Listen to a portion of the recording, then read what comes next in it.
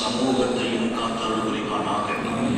அல்லாஹ்வின் மகத்தான பேரருளால் மரியாதைக்குரிய மர்ஹூம் சர்தார் அவர்களின் செல்வ புதல்வர் ஷேக் ராசித் அவர்களுக்கும் அன்பு சகோதரர் சையது முஹம்மது அவர்களின் அன்பு மகள் சாலிஹா மனாலிக்கும் நம் எல்லோருடைய துஆவோடு இங்கே நிக்காஹ் மஜ்லிஸை அல்லாஹ் துவக்கம் செய்கிறான். சங்கைமிக்க உலமாக்கள் நிரம்ப வருகை புரிந்திருக்கிறார்கள். எனக்கு முன்னும் இங்கே சங்கைமிக்க உலமாக்கள் சபைக்கு தேவையான தகவல்களை தந்திருக்கிறார்கள். அனைத்து ஆலிம்களையும் அவர்களின் துஆவை ஆதரவு வைத்து அன்பு மணாளர் ஷேக் ராசித் நல்ல பண்பான ஒழுக்கம் சார்ந்து குணம் சார்ந்து சாலிஹீன்கள் ஷேக்மார்களின் அரவணைப்பில் வளர்ந்தவர்.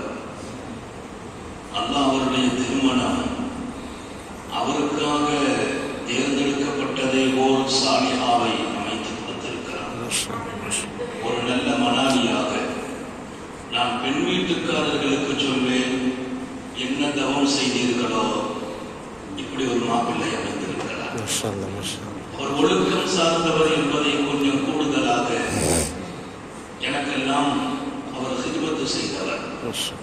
நான் இந்த பகுதி வந்தால் நீண்ட தூரம் என்னை காரில் அழைத்து செல்வது கூட இருக்கணுங்கிறதுக்காக என் அன்பு பிள்ளை இங்கே ஆரிஃப் இருக்கிறார் மௌலவி. ஒரு நிமிடத்தில் மையத்தான காலம் முதல் அடுத்தடுத்து இந்த பிள்ளைகளின் தொடர்பை அதிகப்படுத்தியே கொண்டு வருவார். இந்த பகுதியில் நிறைய முரீதுகள் இருக்கிறார்கள்.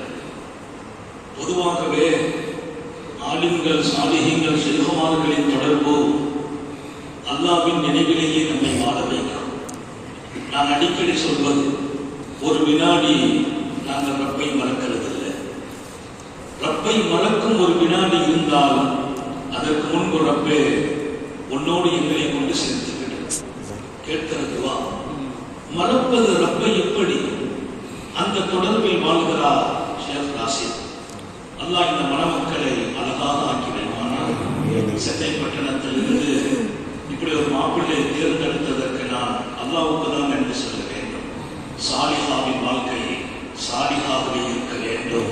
சாலிஹா என்றால் அழகாக இருக்கும், இணக்கமாக இருக்கும், இறைவனுக்கு பொருத்தமாக இருக்கும். அப்படி ஒரு வாழ்க்கையில் மணமக்கள் வாழ வேண்டும். மணமகனை முன்னிறுத்தி எல்லோருக்குமாக ஒரு செய்திகள். குடும்ப வாழ்க்கை இறைவன் கொடுத்த கிஃப்ட். உலகத்தில் இந்த ஒரு வாழ்க்கையை யாராலும் வழங்க முடியாது. குடும்ப வாழ்க்கை என்பது ஒரு மகிழ்ச்சியான வாழ்க்கை. 1000 துன்பங்களை களைவதற்கு ஒரே ஒரு வாழ்க்கை தான் என் மனைவி. எழுதி வையுங்கள். புதிய மணாளருக்கு மாத்திரமல்ல, உங்களையும் என்னையும் போன்ற பழைய மணாளர்களுக்கு சொல்கிறேன், என் துன்பம் சோகம் களைவதற்கு என் மனைவியே காரணம். மனைவியையே துன்பமாக ஆக்கிக் கொண்டவர்களை நான் என்ன சொல்வது? மனைவியே சோகமாக மாற்றிக் கொண்டவர்களை என்ன சொல்வது? வீட்டுக்கு வந்தாலே நிம்மதி இல்லை என்று சொல்பவர்களை பார்த்து நான் வருத்தப்படுகிறேன். உங்கள் வீடு நிம்மதி தர வேண்டும் என்று அல்லாஹ் சொன்னான். இத்தஸ்குனு இலைஹா, உன் மனைவி உனக்கு நிம்மதி தர வேண்டும். இன்றைக்கு நாங்கள் அல்லாஹ் நாடும் இடமெல்லாம் போகிறோம். காரணம் தெரியுமா? எங்கள் வீடு எங்களுக்கு நிம்மதி தருகிறது. என் மகளால் நான் நிம்மதி பெறுகிறேன், என் மனைவியால் நிம்மதி பெறுகிறேன். நாம் எங்கு சென்றாலும் வாழ்த்து சொல்லி அனுப்புகிறார்கள். இங்கே நான் வந்த பின்னால் ஒவ்வொரு நிமிடமும் எப்படி இருக்கிறார்கள் என்று எங்கள் மீது கவனம் வைக்கிறார்கள். அழகான குடும்பம் இல்லையா? சர்க்காரை ஆளும் ஸல்லல்லாஹு அலைஹி வஸல்லம் மணாளருக்கு சொல்கிறார்கள், உங்கள் மனைவியை சந்தோஷப்படுத்துங்கள். யாருக்கு அந்த பாடம்? நபி பெருமானார் என் தொழுகையில் மாத்திரமாகும் மாதிரி, நபி பெருமானார் ஸல்லல்லாஹு அலைஹி வஸல்லம் என் இரவு வணக்கத்திற்கும் இறை நெருக்கத்திற்கும் முன்மாதிரி என்று சொல்வதோடு என் இல்லறத்திற்கும் அவர்கள் அல்லவா முன்மாதிரி. என்னை பார் என்று சொன்ன மாமனிதர் இல்லையா? உலகில் வாழ்ந்த அரசியல் தலைவர்களாகட்டும், ஆன்மீக தலைவர்களாகட்டும், குடும்ப வாழ்க்கையில் பல பேர் தோற்று போனார்கள். நான் என் மனைவிக்கு நல்ல கணவன் என்று உனக்கு அரங்கில் சொன்ன செய்தியை இமாம் முஸ்லிம் பதிவு செய்கிறார். வஅனா கைருக்கும் யா அஹ்லி, என் மனைவியர்களுக்கு நான் ஒரு நல்ல கணவன். கேளுங்கள் என் மனைவியர்களை, அழகாக வாழ்ந்திருக்கிறேன், அவர்களின் மகிழ்ச்சியில் நான் இருக்கிறேன். வீட்டுக்கு வந்து மாணவி என்ன செய்வார்கள்? திருக்குர்ஆன் ஓதுவார்களா? மக்களுக்கு பாடம் நடத்துவார்களா? வணக்கத்திலும் தியானத்திலும் தவத்திலும் இருப்பார்களா? இல்லை. ஒரு பெரிய நபி, உலகமெல்லாம் இந்த சமூகத்திற்கு அல்லாஹ்வை ஞாபகப்படுத்திய நபி, வீட்டுக்குள்ளே குர்ஆன் ஓதுவார்களா? திக்ரில் இருப்பார்களா? முராகபா முஷாஹதா எனும் இறை நெருக்கத்தில் இருப்பார்களா? இல்லை. காலபி அமலி அஹ்லிஹி, மனைவியர்களின் பணிவிடையில் இருப்பார்கள். என் வீட்டில் என் ரப்பு என் மனைவியின் சந்தோஷத்தில் கிடைக்கிறார். பள்ளிவாசலில் தொழுகையில் கிடைக்கிற ரப்பு வீட்டில் மனைவியின் திருப்தியில் கிடைக்கிறார். அல்லாஹ்வை போய் பள்ளிவாசலில் மட்டுமா தேடுகிறீர்கள்? உங்கள் மனைவியின் சந்தோஷத்தில் தேடுங்கள். உங்கள் பிள்ளைகளின் திருப்தியில் தேடுங்கள் ரப்பை. ரப்பு ஞாயிற்று இருக்கிறான், எங்கும் இருக்கிறான், கடந்து இருக்கிறான், நிறைந்து இருக்கிறான், எல்லா இடத்திலும் இருக்கிறான். அந்தந்த இடங்களில் அழகாக நடப்பதால் அல்லாஹ் கிடைக்கிறான். அந்தந்த இடங்களில் சர்க்காரை ஆலம் தன் அன்பு மனைவி சஃபியாவோடு ஒரு பயணம். திருமண வாழ்த்து தான் 5 நிமிஷம் போனா ஒரு 10 நிமிஷம். ஆனா மனாலர் ஷேக் ராசிதுக்காகவே இந்த பயணம். இன்னைக்கு நான் வரும் வாய்ப்பு ரொம்ப குறைவு. மதரசாவின் காலங்களின் நிறைவு காலம், சிலபஸ் முடிக்கணும்.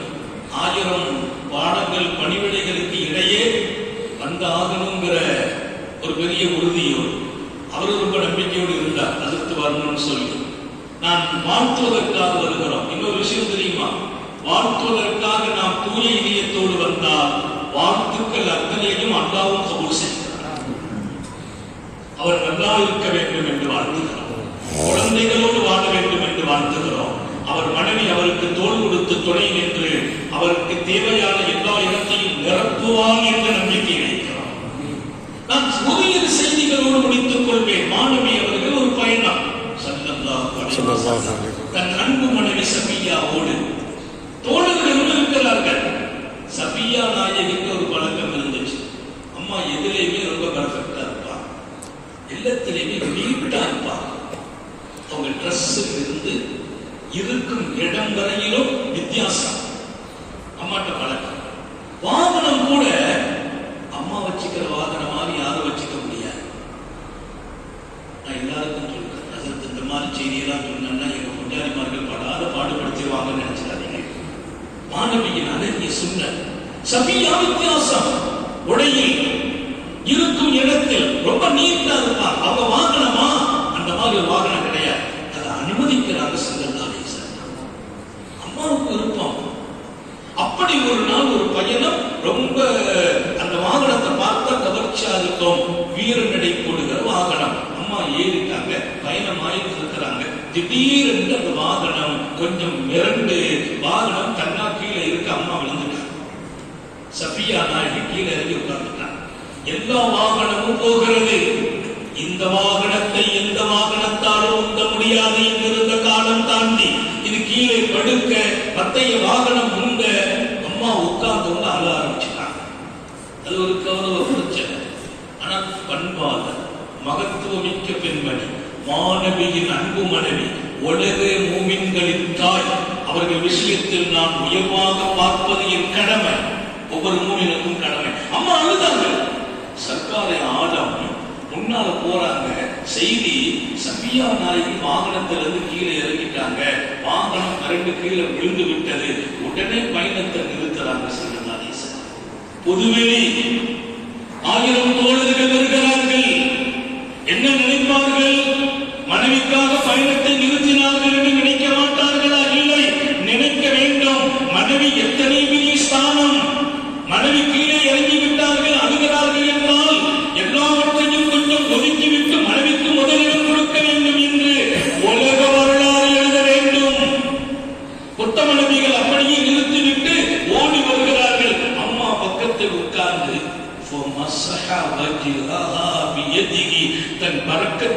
கிடந்த கையை எடுத்து அம்மாவின் முகத்தில் வடியும் கண்ணீரை துடைத்துவிட்டு அவங்க சொன்ன ஆறுதல் வார்த்தையில நிறைய இருக்குது. அதை பக்குவமா நான் இப்படி சொல்றது, அம்மா ஏன் அழுகிறீங்க, உங்களை சுமக்கிற தகுதி இந்த வாகனத்துக்கு இல்லை. அந்த பக்குவம், உங்களை சுமக்கிற தகுதி இந்த வாகனத்துக்கு இல்லை. எதுக்கு அழுகை? அம்மாவை உற்சாகப்படுத்துகிறார்கள், ஆசுவாசப்படுத்துகிறார்கள். தன் மேடையில் அம்மாவை சாய்த்துக் கொண்டு கண்ணீரை துடைக்கிறார்கள். நம்ம மாதிரி ஆட்கள்னா பொது இடத்துல உட்கார்ந்து இந்த மாதிரி எல்லாம் பண்ணிட்டு இருக்கிறீங்க, இன்னும் கொஞ்சம் சத்தத்தை போட்டு இன்னும் 2 கண்ணீர் சேர்த்து வடிய வச்சிருவோம். இல்லை, உன் மனைவி கண்ணீர் வடிக்கும் நேரம் நீ தோள் கொடுக்கும் நேரம், துணை நிற்கும் நேரம். ஆசுவாசப்படுத்த வேண்டும், அமைதிப்படுத்த வேண்டும், மகிழ்விக்க வேண்டும், அம்மாவின் சந்தோஷத்திற்கு வகை செய்ய வேண்டும். பெண்கள் வீட்டில் கண்ணீர் வடிக்கிறார்களா, அந்த கண்ணீர் அர்ஷவதியில் போகும். அல்லாவுக்கு கோபமான நேரம் பெண்கள் கண்ணீர் வடிக்கிற நேரம். உங்க மனைவியர்கள் கண்ணீர் வடிக்க விட்டு விடாதீர்கள். மனைவியை அடிப்பவன் நல்ல கணவனே இல்லை. இமாம் திருமதி எழுதுவார், லைஸ உலாயிக பிஹியாரிக்கும், உங்களில் மனைவியை அடிப்பவன் நல்ல கணவனே இல்லை. எழுதி வையுங்கள், உங்கள் மனைவியை மகிழ்ச்சிப்படுத்துங்கள். எந்த வீட்டில் சலசலப்பு இருக்குமோ, சண்டைகள் இருக்குமோ, குடும்பத்தில் அப்பப்போ கணவன் மனைவிக்கு பிரச்சனை வந்தா சரி செய்யுங்கள். உங்கள் மனைவிக்காக நீங்கள் அழகானால் உங்களுக்காக அவர்கள் அழகாகுவார்கள். நிறைவாக சொல்லி முடிக்கிறேன். அம்மாவை சமாதானப்படுத்தி கண்ணீரை துடைத்து அழகான இன்னொரு வாகனத்தில் ஏற்றி அவர்களை உட்கார வைத்த போது அந்த முகத்தில் சிரிப்பு வந்தது. இப்போது பெருமாள் மகிழ்கிறார்கள். இந்த அழும் கண்ணீரை, இந்த அழும் முகம் நான் விரும்பவில்லை, சிரித்த முகமே எனக்கு விருப்பம். நிறைய பேர் நிலைமையை அழவச்சு பார்ப்பது ஒரு குஷி. அந்த அம்மா அழுதா எனக்கு சந்தோஷம். காலையில் அழ வச்சுட்டா எனக்கு முகவே திருப்தியை சொல்லுவார். இல்லை, எனக்கெல்லாம் எங்க வீட்டம்மா நேற்று திடீர்னு உடல்நிலை வசதியா இருக்கேன். என்னுடைய எல்லா பயணத்தின் வேலைகளையும் அமைதிப்படுத்திட்டு சொல்லியிருக்கேன். 2 ரக்காத் ஆகலாம், கொஞ்சம் சோர்வுங்கிறாங்க. அவர்களின் உற்சாகம் தான் என் தீர்வு செஞ்சுக்கிறாங்க. பின்னால் போன் அடிச்சு கேட்டேன், நல்லா இருக்கிறேன். அல்லாஹ் இவ்வளவு பெரியவன், கேட்டால் கொடுக்க தயார். கேள்வி கொடுக்கிறேன். இன்னொரு விஷயம், நான் அவன்கிட்ட தான் கேட்பேன், யார்ட்டையும் கேட்க மாட்டேன். உறுதி எடுக்க என்னை பொறுத்தவரையில் அவனை தவிர யார்ட்டையும் கேட்டதே இல்லை. கேட்கவும் மாட்டோம், கேட்கவும் தெரியாது.